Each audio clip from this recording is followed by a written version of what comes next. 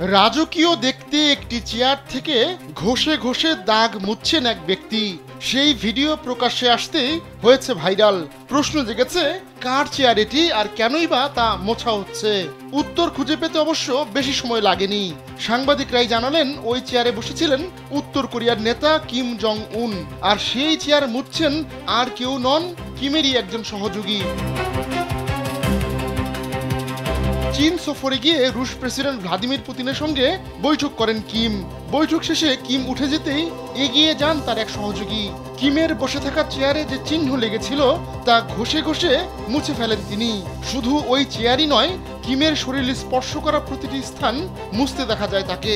আবার যে গ্লাসে করে পানি পান করেছেন কিম, তাও নিয়ে যান উত্তর কোরিয়ার ওই কর্মকর্তা। স্যান্ডেলিনা সো, রূপচর্চায় আভিজাত্য। পরে রুশ সাংবাদিক আলেকজান্ডার ইউনাশেভ জানান, বৈঠকের পর উত্তর কোরিয়ার প্রধানের উপস্থিতির সব চিহ্ন সতর্কভাবে ধ্বংস করে দেন তার সঙ্গে থাকা কর্মীরা। তার পানি পানের গ্লাস, চেয়ার কিংবা যেসব ফার্নিচারে কিম স্পর্শ করেছেন সেগুলো খুব নিখুঁতভাবে মুছে ফেলেছেন তারা। অবশ্য উভয় নেতার মিটিং সফল হয়েছে বলে জানান ইউনাশেভ। কিমের উপর পুতিন যে খুব সন্তুষ্ট হয়েছেন তাও জানান তিনি। কিম কেন এই ফরেনসিক লেভেলের সতর্কতা নিয়েছেন তা স্পষ্ট নয়, তবে বিশ্লেষকদের ধারণা রাশিয়ার নিরাপত্তা সার্ভিস কিংবা চীনা নজরদারির ভয়ে এমন কাণ্ড ঘটিয়েছেন কিম।